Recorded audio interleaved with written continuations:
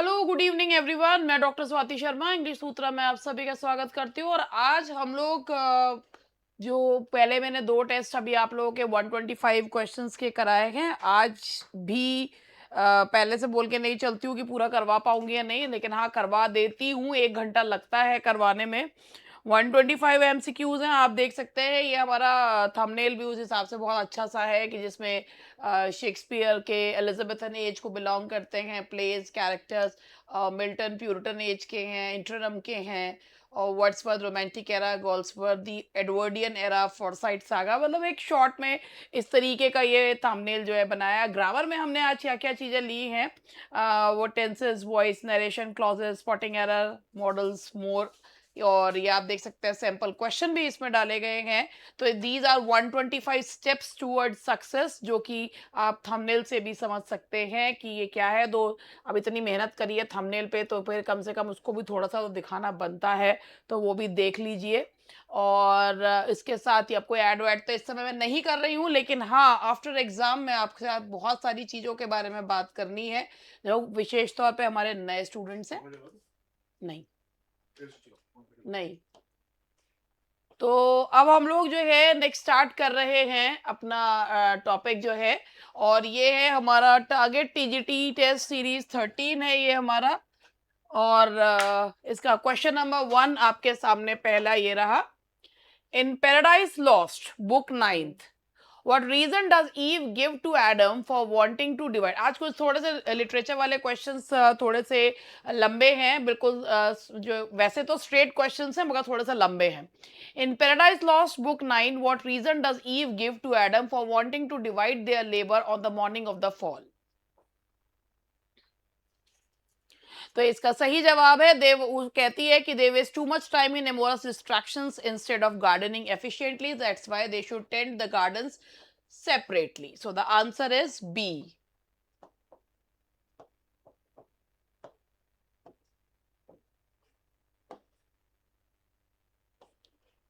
In 12th night, Malvolio is cross gartered. Question में ही काफी सारी चीजें हैं।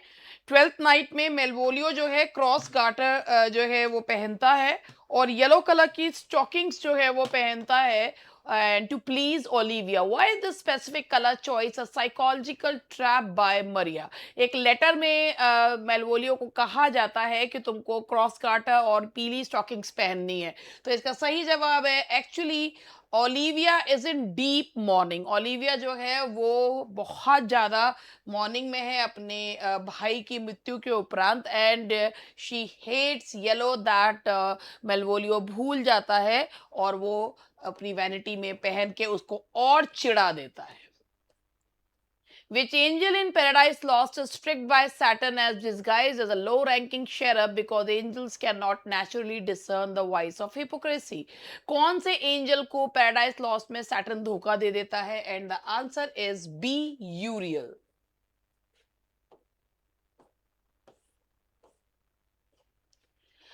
What specific name is given to the short lines of commentary delivered directly to the audience by a character which other characters on stage are structurally presumed not to hear? पहला question पढ़ लीजिए, फिर उसके बाद जो है उसको देखिएगा। तो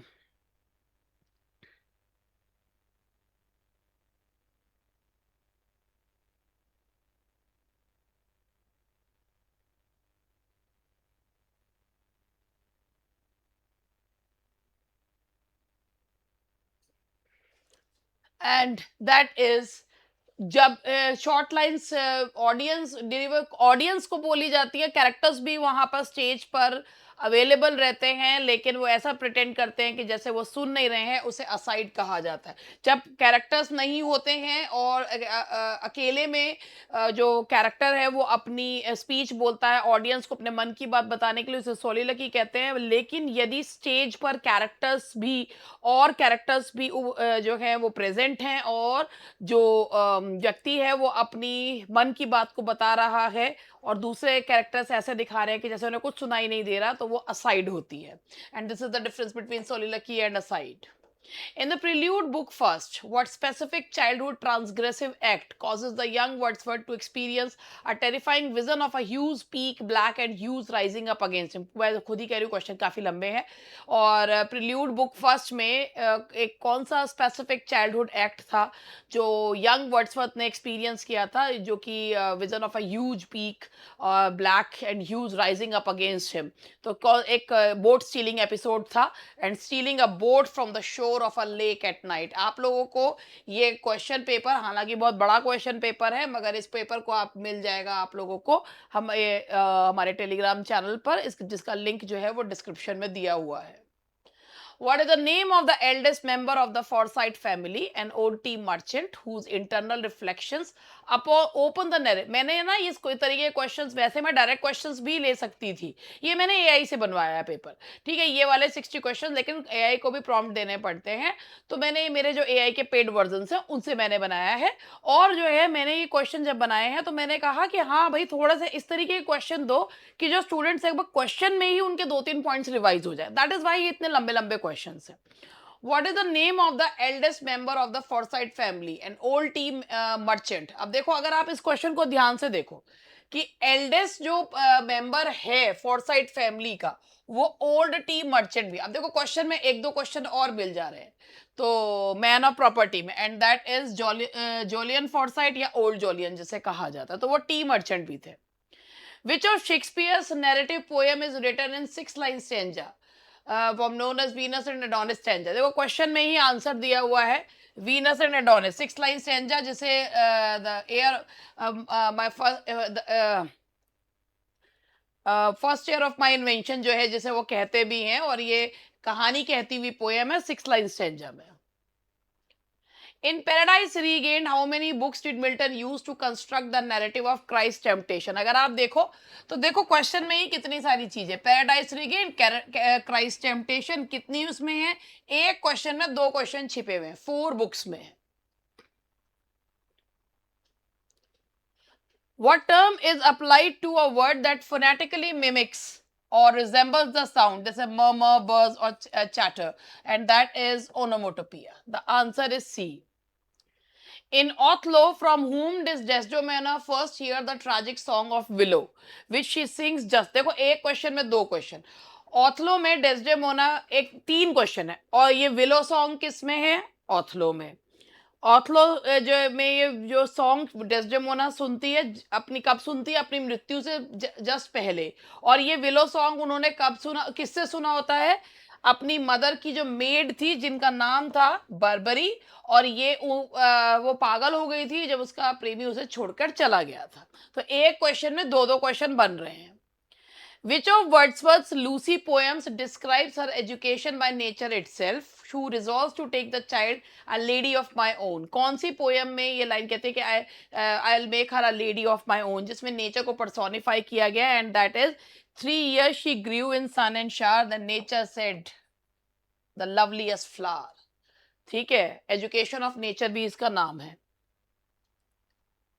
इन गोल्सवर्दीज लेबर ड्रामा स्ट्राइफ, देखो लेबर ड्रामा बोला हुआ है।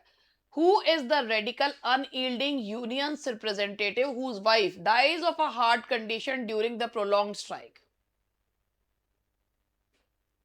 And that is David Roberts. अब आप देखो इस क्वेश्चन में आपको क्या क्या देखने को मिल रहा है। इस क्वेश्चन में है कि गोल्सवर्दी का जो ड्रामा है स्ट्राइफ, वो लेबर ड्रामा है, जिसमें जो डेविड रॉबर्ट्स है, उसकी वाइफ जो है, उसकी मृत्यु कैसे होती है? हार्ट कंडीशन की वजह से। तो एक क्वेश्चन में दो दो तीन तीन क्वेश्चंस जो है वो बन रहे हैं।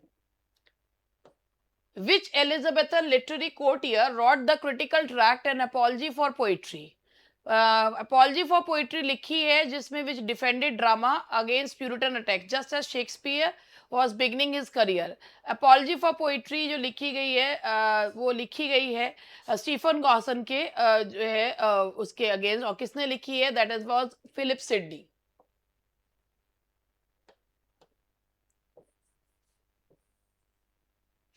ठीक है जी। और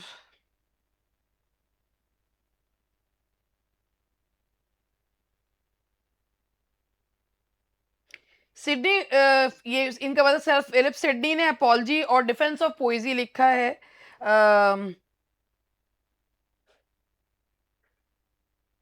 स्कूल ऑफ अब्यूज के अगेंस्ट जो है लिखा था, ठीक है जी। It got publish later on.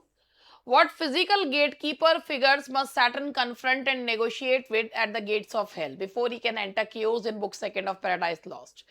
तो book second of paradise lost में जो हेल से लेके हेल के गेट पे जो दो गेट कीपर्स खड़े हुए हैं जिससे सैटर्न की मुलाकात होती है, उसके अपने ही बच्चे हैं। और वो कौन है? दे आर डेथ एंड सिन।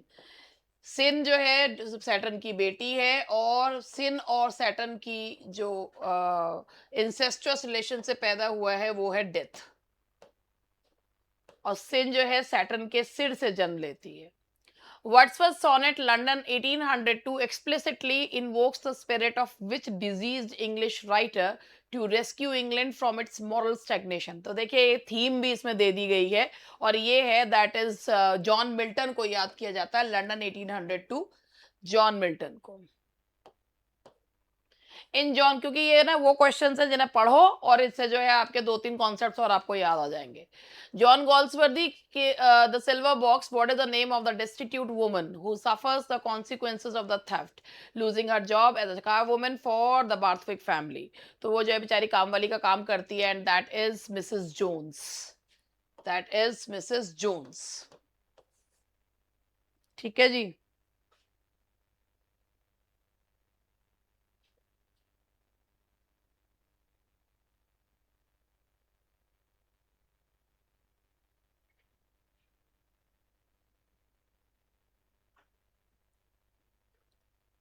तो ये चार वुमेन के बारे में आपको बताते हैं, मिसेस जोन्स हैं ये। और इसके बाद हम आगे बढ़ते हैं, और क्या था आगे बढ़ने के बाद हमारा नेक्स्ट क्वेश्चन बड़े लंबे लंबे हैं। हालांकि मैंने छोटा कर सकती थी, मगर पता नहीं क्यों मैंने छोटा करा नहीं, क्योंकि मेरे पास छोटे वाले आए, मुझे मजा नहीं आया उन क्वेश्चंस को देखकर जब मैंने इन्हें इनका दूसरा वर्जन लिया तो।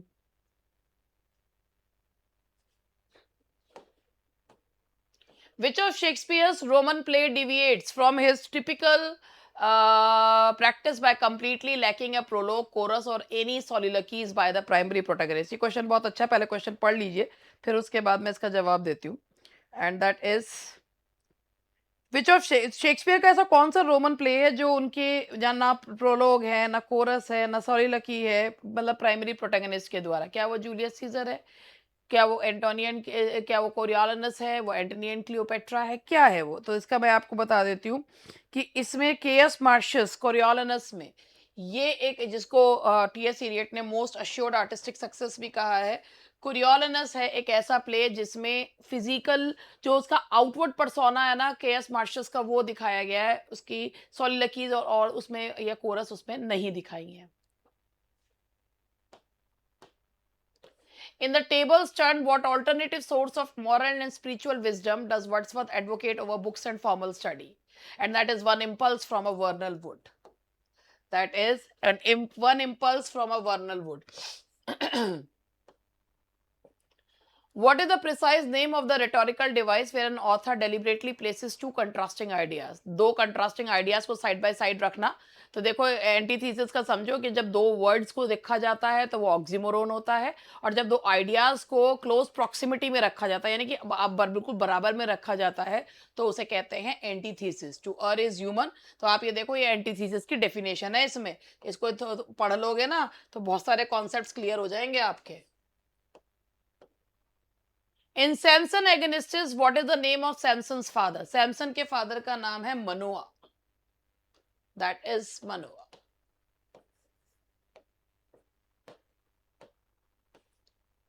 शेक्सपियर्स द विंटर्स टेल, जिसमें 16 साल का गैप जो है वो दिया गया है। In Shakespeare's Winter Tale famously splits his narrative between two contrasting kingdoms across. देखो भाई, दो किंगडम्स दिखाए हैं, 16 साल का गैप दिखाया है। देखो कितनी क्विक उसमें है, 16 साल का गैप दिखाया है। व्हाट आर, वरना ये क्वेश्चन ऐसे भी बताया जा सकता था, in Shakespeare's Winter's Tale what are the two settings, सिर्फ इतने बन सकता था। लेकिन अब आप खुद देखो, इसमें जो है नैरेटिव जो है वो दो कंट्रास्टिंग किंगडम्स हैं जिनके नाम सिसिली एंड बोहेमिया है, और जिसमें 16 साल का गैप है। The answer is Sicily and Bohemia. तो मैंने तो इसी हिसाब से बनाया। अब कुछ लोगों को ये भी लग सकता है, और लगता रहे तो लगता रहे, मैं क्यों वो सोचूं। अब ये भी मेरा ही काम रह गया कि कुछ लोगों को क्या लग सकता है। हाँ, है क्वेश्चन थोड़े से लंबे। Which Goldsworthy's play focuses on a class conflict between an old money aristocratic landlord, Hillcrist, and Hornblower, Noview rich के बीच में और old rich के बीच में, and that is the skin game. The answer is the skin game.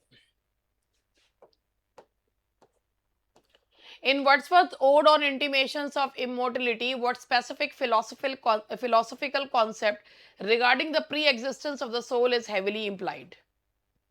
देखो भाई, ये question भी अपने आप में ये है।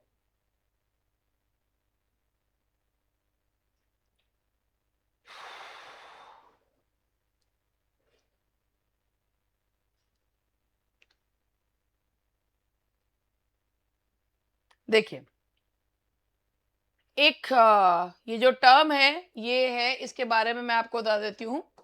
दैट इज मेटम्स मेटासाइकोसिस या एनामसिस। तो इसका मीनिंग ये होता है, ये एक लाइन होगी, आपने सुनी होगी, our birth is but a sleep and a forgetting. ये एक प्लेटोनिक डॉक्ट्रीन होता है एनामिनेसिस का, जिसका मतलब होता है कि जो ह्यूमन सोल होती है वो अपने पूर्व जन्म से कोई ना कोई चीज जो है, मतलब अपनी कुछ स्मृतियां जो है वो लेकर आती है, लेकिन जैसे जैसे बच्चा जो है वो बड़ा होता है, उसकी वो इनोसेंस जो है वो खोती चली जाती है। तो ये एक डॉक्ट्रीन है, प्लेटोनिक डॉक्ट्रीन है ये।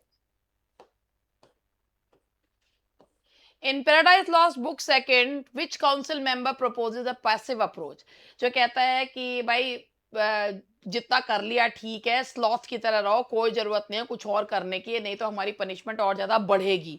And that is Belial. Yes, ये बिलायल ही है इसका आंसर, जो कहता है कि अब कोई वॉर को दोबारा से करने की जरूरत नहीं है। मतलब बिलायल की लाइन जो है ना, मैं आपको बता देती हूँ, हो सकता है आप मेमन से वो करें। मेमन ने भी कहा था कि भाई जब इतना सोना है कोई जरूरत नहीं है, लेकिन बिलायल क्या कहता है, बिलायल की जो लाइंस थी वो ये थी। मैं आपको एक पॉइंट इसके बारे में बता देती हूँ, क्योंकि कई बार ये होता है ना कि भाई ये तो मेमन भी हो सकता है, ये तो ये भी हो सकता है। Ignoble ease and peaceful sloth, ignoble ease and peaceful sloth जो है ना, वो कहता है कि God is omniscient and any further rebellion would only bring worse damnation. तो ये ignoble ease and peaceful sloth जो है वो बिलायल यूज करता है। In The Merchant of Venice, what is the name of the legal court clerk who accompanies Portia? Portia तो बेल्थेजर के रूप में आती है, याद रखिएगा, पोर्शिया तो बेल्थेजर के रूप में आती है। लेकिन नेरिसा किस रूप में आती है? जी हाँ, नेरिसा आती है एज डिस्टिफेनो। नेरिसा आती है disguise as Stephano. Question paper का लेवल तो है, मेरे को ठीक ठाक ही लग रहा है वैसे, मतलब और इसमें इसीलिए ये है कि भाई देखिए, एक पेपर और करवाया जाएगा, तो उस हिसाब से जो है पेपर में एक लास्ट ये रिवीजन की तरह है, तो जिसमें आप एक क्वेश्चन को पढ़कर 3 क्वेश्चन रिवाइज कर सकते हैं। I don't know what type of questions are going to be asked, मगर फिर भी अपना एक रिवीजन तो अपने आप को हर तरीके के लिए प्रिपेयर करके रखना चाहिए। Which poem from the lyrical ballads use a dialogue format? एक एडल्ट ट्रेवलर, एक 8 साल की बच्ची जो है वो आपस में बात कर रहे हैं, और वो उससे पूछता है, वो इनोसेंटली जवाब देती है वी आर 7, जिसको डेथ की कोई समझ नहीं है, and that is B, we are 7। We are 7। Milton's pastoral poem Epitaphium Damonis was written to mourn, किस अपने कौन से बचपन के दोस्त की उनकी मृत्यु पे लिखी है? And that is Charles Diodati. Which collection of short stories and sketches did Galsworthy publish in 1901 under his pseudonym, which contains his early ideas on the upper class vanity? देखिए, ये फ्रॉम द फोर विंड्स कब आई थी ये बताइएगा। From the four winds और man of Devon, क्योंकि Joslin और विलारोबेन जो हैं वो नहीं है। फ्रॉम द फोर विंड्स आई थी 1897 में, और ये इसमें नाम दे रखा है 1901। तो 1900 ये याद रखना जरूरी होता है, 1901 में कौन सा आया था?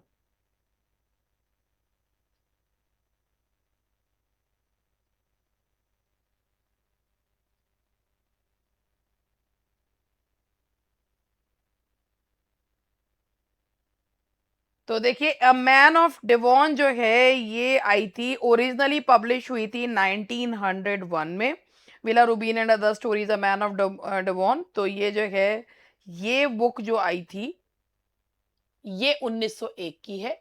जिस early ideas on the upper class vanity 1901 की 1890। आप ये मत सोचिएगा कि उनकी स्यूडोनिम से करी थी फ्रॉम द फोर विंड्स ही होगी। एक और भी आई है मैन ऑफ डिवॉन जो आई है 1901 में आई है।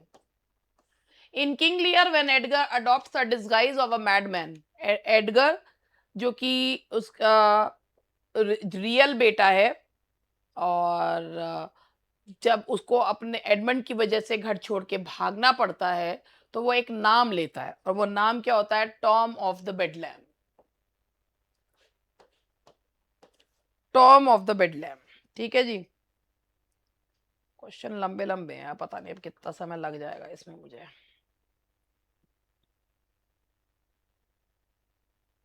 देखो पुअर टॉम भी आपने सुना होगा, और टॉम ऑफ द बेडलैम। और ये ना ये कंटेम्प्रेरी टर्म था जो बैगर्स के लिए यूज होता था उस समय, जो लोग तभी तभी बेथलम रॉयल हॉस्पिटल से जिनको डिस्चार्ज किया जाता था। तो पुअर टॉम या Tom of the Bedlam. In Milton's Lycidas, what metaphoric entity does the two-handed engine at the door most likely represent within the anti-clerical passage? तो ये देखिए ये है टू हैंडेड इंजन है, डिवाइन जस्टिस। डिवाइन जस्टिस और the Swift retribution जो clergy के लिए था, divine justice. Which female figure from Wordsworth's real life is heavily mythologized? देखो एक ही कभी कभी हम लोग जो है किसी वर्ड पे ही अटक जाते हैं, है ना? तो which female figure from Wordsworth real life is heavily mythologised as Lucy in his famous series of melancholic poems written in Germany. Lucy के बारे में अगर पूछा जाता है कि भाई उसको वो कहाँ से लिखे, कोई मिथिकल फिगर है या उनकी जो उनकी वाइफ से प्रभावित होकर लिखा है, या जो उनकी प्रेमिका थी उससे प्रभावित होकर लिखा है, तो किसी को नहीं पता वर्ड्सवर्थ ने वो कहाँ से लिखा है। ना मैरी हचिंसन है, ना एनेट वेलन है, वो कोई नहीं है। There is no consensus, she remains an elusive possibly composite of fictional ideal. किसी को नहीं पता कि कहाँ से उन्होंने जो है ये लिया, लूसी का आइडिया कहाँ से लिया। In the first folio which play was omitted, question ये था, लेकिन देखो अगर आप पढ़ो पूरा। In the first folio of 1623 compiled by Hemmings and Condell, which of the following plays was notoriously omitted and had to be published independently later? बहुत काफी मतलब सेकंड फोलियो में भी नहीं आया था, लेकिन जो फर्स्ट फोलियो में जो प्ले डेलिबरेटली ओमिट किया गया था that was Pericles of Prince of tyre.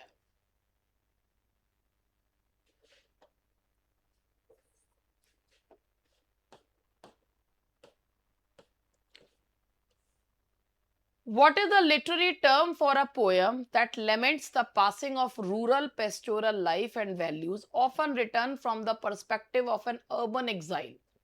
देखो इसमें एक मैं आपको ये बताती हूँ कि इसमें आप पहले क्वेश्चंस देखिए,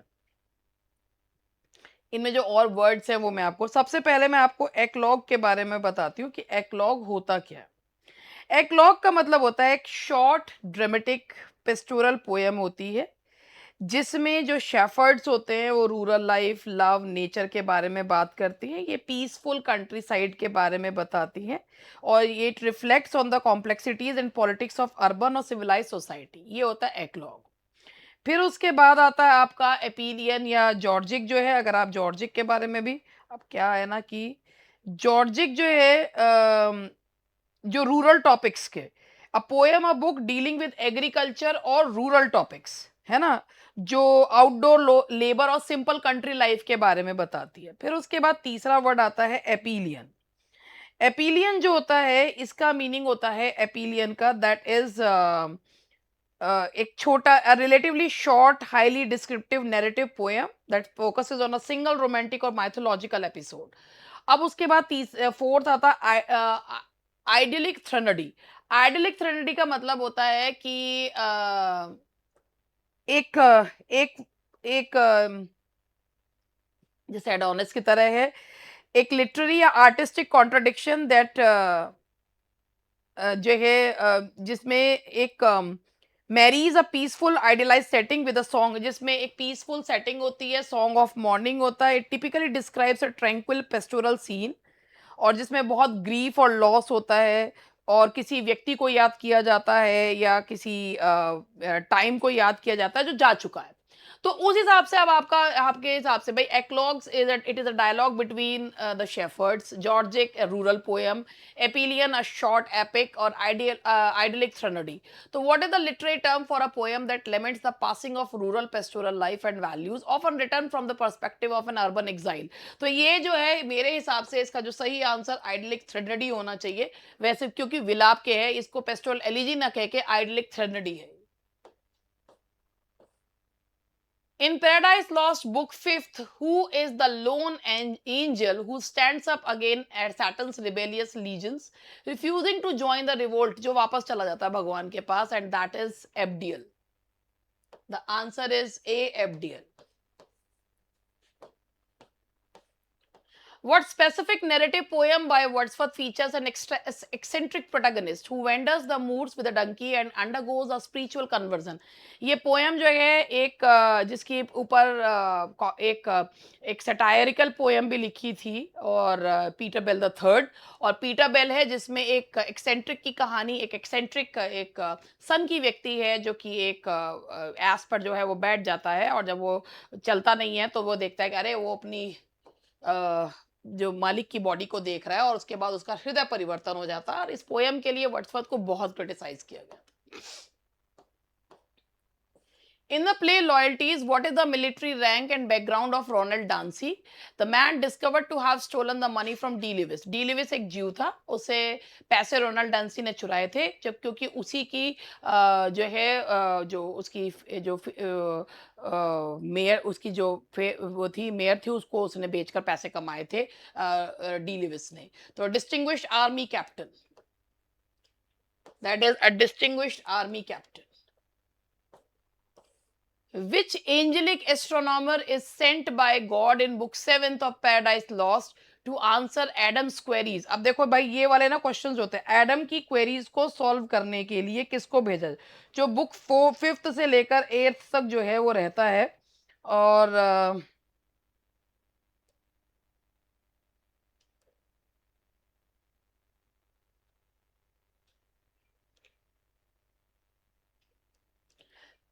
विच एंजेलिक एस्ट्रोनमर, कौन सा जो एंजल है जो भगवान के द्वारा भेजा जाता है बुक 8 में, सेंड बाय, ये ना एक्चुअली बुक 5th से लेकर 8 है। तो इसमें जो है वो बताते हैं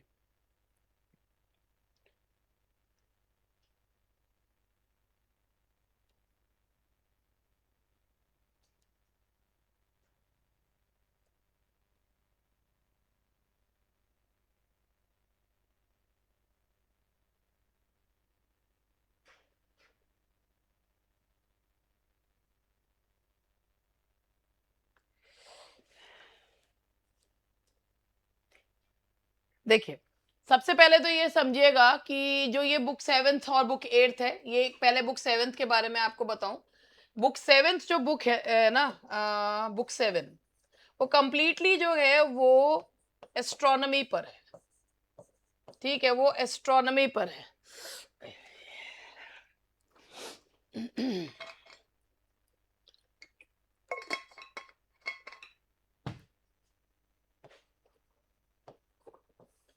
एस्ट्रोनॉमी पर ये किताब है, और क्रिएशन ऑफ द कॉस्मोस। तो आर्क एंजल रेफेल जो है ना वो बताते हैं कि भगवान ने कैसे जो है यूनिवर्स को जो है एक्सपेंड करा और कैसे धरती को बनाया। तो वो बताते कौन है? That is Raphael, that is Raphael, archangel Raphael. ठीक है जी। Next, what is the structural definition of anaphora? The repetition of a word or phrase at the beginning of success. जब 1 2 3 लाइन में रिपीटिशन ऐसे 1 2 3 same word repeat होता है तो उसे क्या कहते हैं? That's anaphora. The answer is a. मुझे लग नहीं रहा कि मैं पूरा पेपर करवा पाऊंगी क्योंकि बहुत बड़े बड़े क्वेश्चन ले लिए हैं मैंने। Which early descriptive poem did Wordsworth publish in 1793? Evening walk के अलावा वो कौन सी पोएम थी जिसमें उन्होंने हीरोइक कपलेट का प्रयोग कराया? खुद ही कह देते हैं कि उनके ऊपर पोप का बहुत इम्पैक्ट देखने को मिलता है और जिसमें उन्होंने अपने टैलेंट को सामने लेकर आए हैं और वो है descriptive sketches. The answer is a, descriptive sketches. Which minor character in Macbeth is the first to notice that Lady Macbeth is sleepwalking? आज ये तो मानोगे आप लोग, क्वेश्चंस भले ही लंबे हैं लेकिन अच्छे क्वेश्चंस हैं. Which minor character in Macbeth is the first to notice that Lady Macbeth is sleepwalking and acts as a silent witness alongside the doctor? कि डॉक्टर के अलावा और किसको दिखता है कि जो है लेडी मकबेथ ने स्लीप वॉकिंग शुरू कर दी है, and that is the gentle woman. That is the gentle woman. ठीक है जी.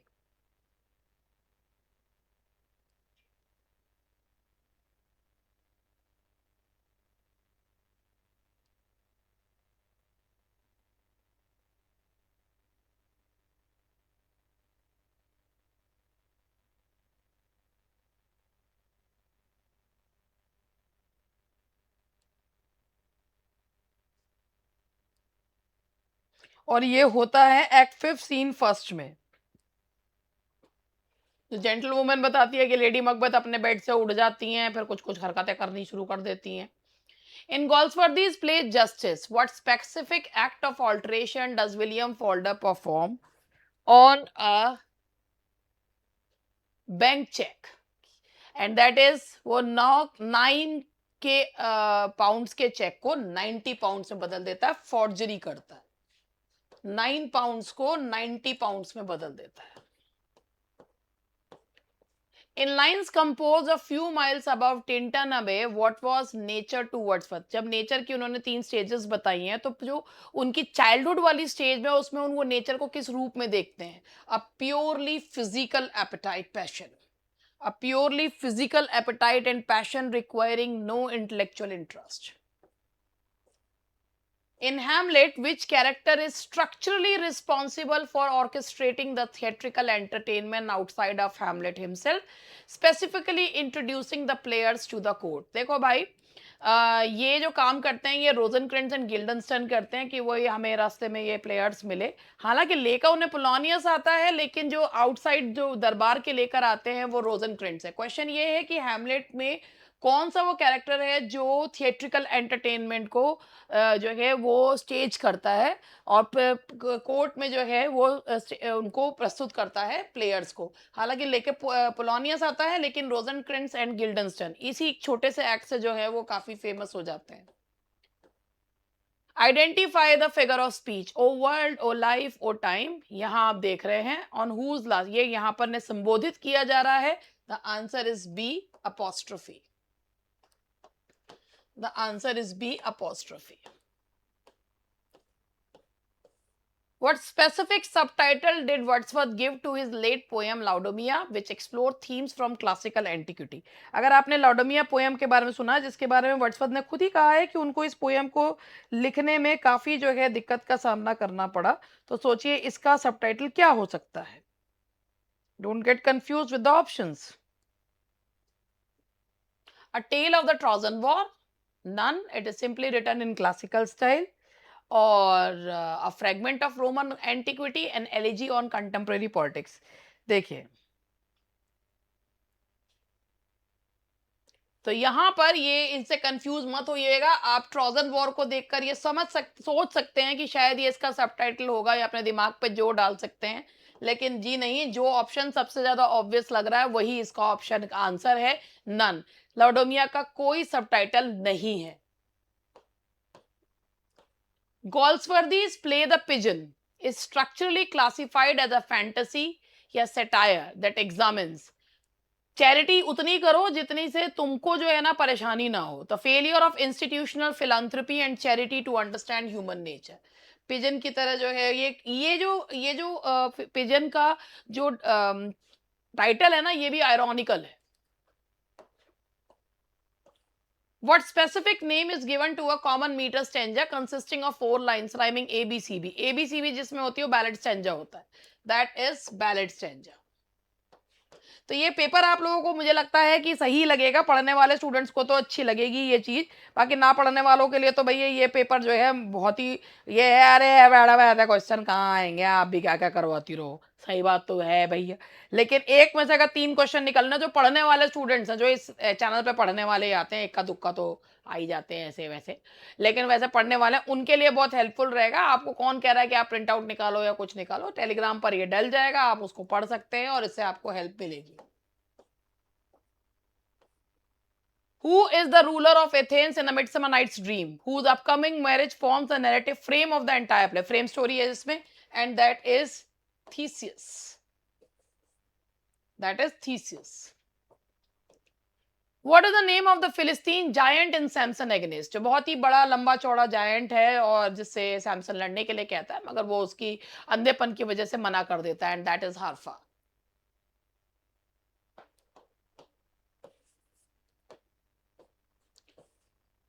Goldsworthy, the Island Pharisees' seminal work in his development because it represents.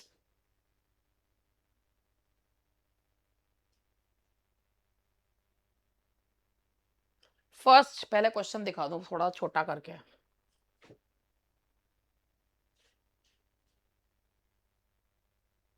हाँ जी,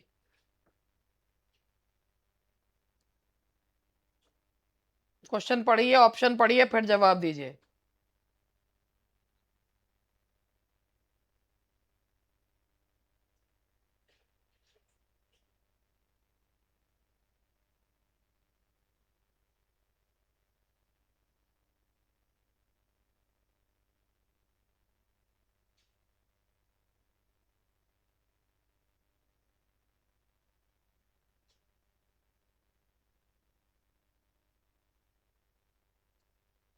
जी, इसका सही जवाब है द आइलैंड फेरिसेस, एक ओरिजिनल वर्क है। ये वो नॉवल है जो उनके फर्स्ट मेजर नॉवल जो उनके खुद के नाम से 1904 में पब्लिश हुआ था ये, और ये उनके खुद के नाम से, ना कि उनके स्यूडोनिम से पब्लिश हुआ था। Which early prose work of Milton, जिसकी वजह से, जिन वर्क्स की वजह से मिल्टन को मिल्टन द डिवोर्सर का तमगा भी मिला था, which early prose work of Milton defends the right of a people to divorce on the grounds of emotional and spiritual incompatibility, and the answer is the doctrine and discipline of divorce. पहला work यही है ना। The 2 April mornings, Wordsworth's narrator converses with which recurring schoolmaster? जो school master उनके उसमें आता है वो है मैथ्यू। द आंसर एक पूरी सीरीज भी है उनकी, Matthew poems. In the Forsyte Saga what happens to Philip Bosinney? Philip Bosinney जो कि आर्किटेक्ट है, जो घर भी बनाता है, और मतलब उसके स्वयं के लिए और उसकी वाइफ के आयरीन के लिए, उसके साथ होता क्या है? After he discovered that Swams has asserted his legal marital rights over Irene, फिर होता ये है कि जब उसके ऊपर केस हो जाता है और वो उस केस से बचने के लिए वो प्रेजेंट नहीं होता है, पता चलता है कि उसकी मृत्यु हो गई है। He is run over and killed by an omnibus in the London fog. तो उसकी मृत्यु हो जाती है, वो एक गाड़ी के नीचे आ जाता है। Milton served in Cromwell's government under what Latin secretary या सेक्रेटरी फॉर फॉरेन टंग्स? की सबसे बड़ी पोस्ट मिली हुई थी उन्हें, सेक्रेटरी फॉर फॉरेन टंग्स या Latin secretary? What is a zeugma? I must take my hat and leave. जब एक वर्ड एंड से या कंजंक्शन से किसी का मतलब एक एंड से आप दो वर्ड्स को जोड़ते हैं तो उसे ज्यूगमा कहा जाता है। Where a single verb governs two different word. Single verb या कंजंक्शन, वर्ब से दो वो जुड़े हुए होते हैं, तो ये होता है आपका ज्यूगमा। अब ये क्वेश्चन देखिए, द कैरेक्टर ऑफ साइकोरिक्स। ये क्वेश्चन मुझे नहीं लगता कि बहुत सारे लोगों ने क्वेश्चन को पहले पढ़ा होगा। द कैरेक्टर ऑफ साइकोरिक्स, साइकोरिक्स आपको पता है विलियम शेक्सपियर के प्ले टेम्पेस्ट में है। वो कैरेक्टर ना होते हुए भी थ्रू आउट द प्ले वो प्रेजेंट ना होते हुए भी उसकी उपस्थिति जो है वो महसूस की जा सकती है। ये एक एन्चेंटेड आइलैंड है। साइकोरेक्स जो है एक विच थी, उसका बेटा जो है वो कैलिबान था। और जब प्रॉस्पिरो उस आइलैंड पे आता है तो वो कैलिबान को अपना गुलाम बना लेता है, उसे लैंग्वेज सिखाता है, उस लैंग्वेज का प्रयोग कैलिबान उसे गाली देने में करता है। और साइकोरेक्स ने एरियल को एक पेड़ में बंद किया हुआ था। तो the character of Sycorax is identified as having been banished from which real world geographic location. तो ये एक अच्छा सा क्वेश्चन है और इसमें मतलब ये वो क्वेश्चंस होते हैं जो आने के चांसेस तो नहीं होते हैं, अगर एक अच्छी वो देते हैं।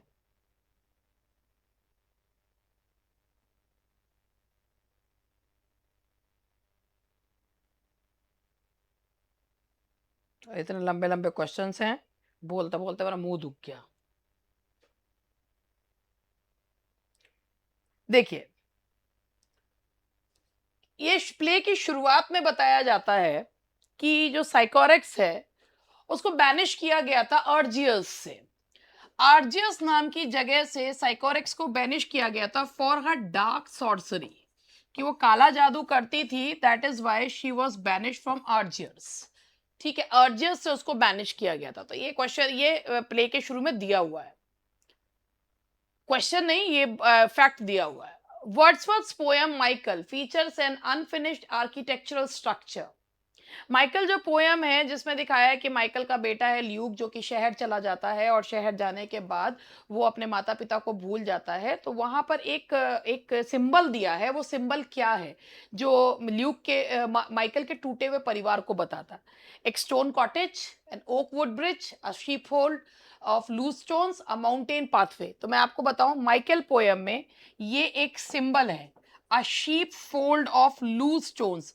जो दोनों सोचते हैं कि माइकल और ल्यूक मिलकर एक जो है भेड़ों का बाड़ा जो है वो बनाएंगे, मगर ल्यूक के चले जाने और अपने माँ बाप के प्रति चिंता कर खत्म हो जाने की वजह से वो शीप फोल्ड जो है वो बनता ही नहीं है। तो this is the symbol of लू डिटीरियोरेशन।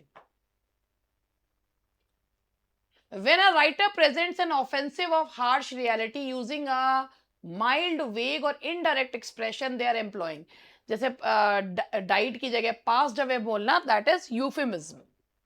आज नहीं कर पाऊंगी भैया इस पेपर को पूरा, क्योंकि क्वेश्चन मेरे ये वाले लंबे हो गए।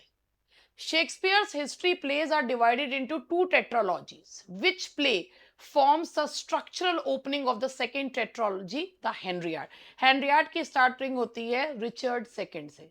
Richard II, Henry IV part first, Henry IV part second, and Henry V. And that is Richard II.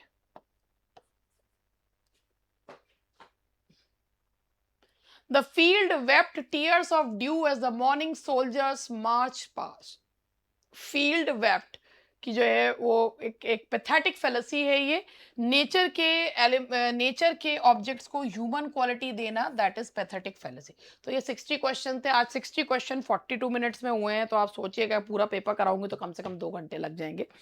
तो इसीलिए मैंने आज इस पेपर को, बाकी के जो बचे हुए क्वेश्चंस हैं यानी कि 65 क्वेश्चंस, वो मैं कल कराऊंगी। और उसको जो है वो कल पूरे कर दूंगी उन क्वेश्चंस को। ठीक है जी। That's all for today. Bye bye.